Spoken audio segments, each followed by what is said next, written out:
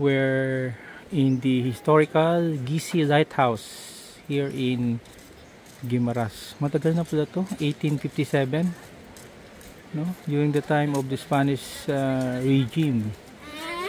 This is the second oldest lighthouse in the Philippines. Wow, yung mga gamit galing sa France pa, Portugal and England. Let us see here yung features ng lighthouse. It's a lighthouse because it's overlooking yung sea. Siguro protecting Panay. This is almost 150 years. Ito yung Spanish structure. Wow. Luma na. This is a historical structure. Wow. Let's go here. Pasok tayo dito. Here. Original lighthouse. Original na bakal. Grabe. Tour guide nila to. Grabe pala tong lighthouse na to.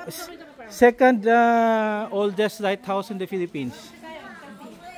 Nagkuhan pa ako eh. Tapusin ko lang. Selfie tayo. You know, facing. This is the old structure natin. Ha? Agilan ko ha, excuse.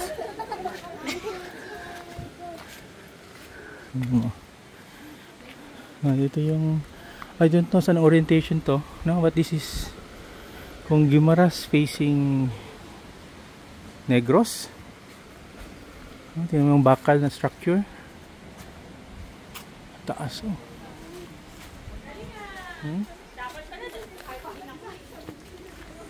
Ito bago na siguro to.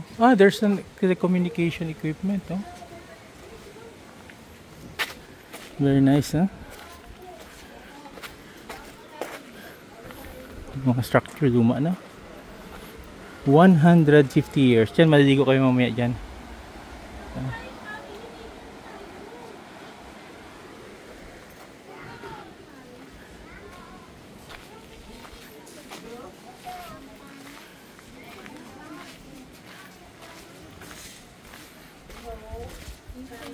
Oh, family picture tayo dito. Hello, Hana. Ay, maganda dito, oh.